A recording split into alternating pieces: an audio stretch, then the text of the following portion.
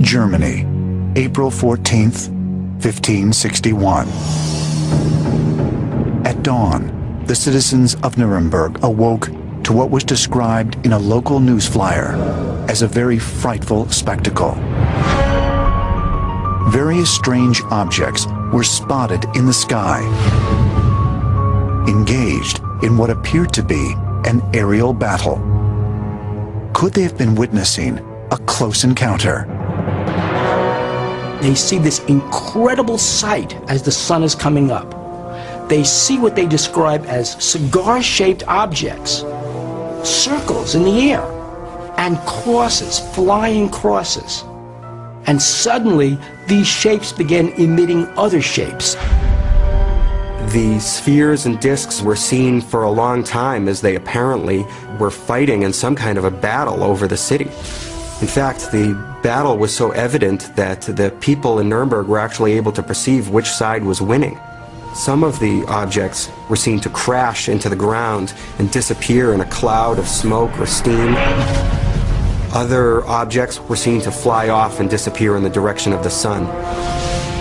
This entire event becomes memorialized in a broadsheet. Now, a broadsheet in the 16th century was literally a newspaper. And that broadsheet exists today in Zurich, Switzerland.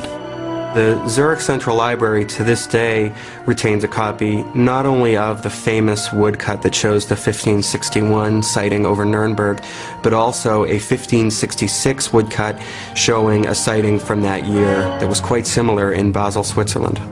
What's fascinating is it's a very similar event. People saw a bunch of circles in the air. In fact, a proliferation of circles in the air.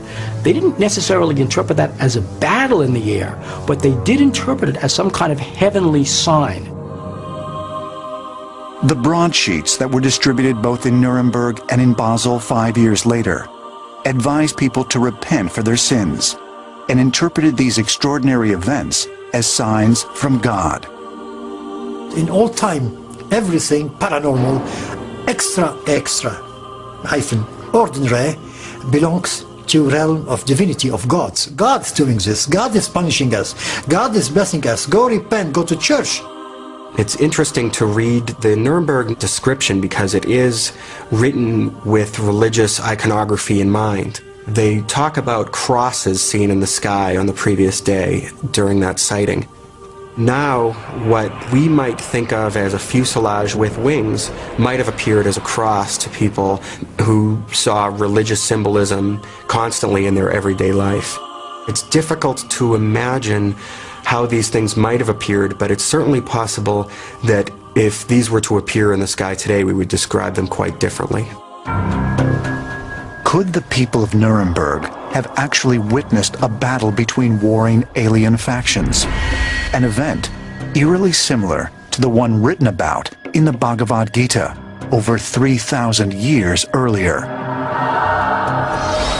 And if not, what else would explain the vivid accounts of luminous globes and blood-red crosses appearing in the sky?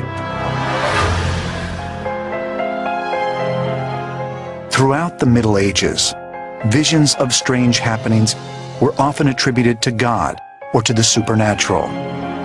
But moving into what is known as the early modern period of the 17th century, people began to look more and more towards science and the stars for answers.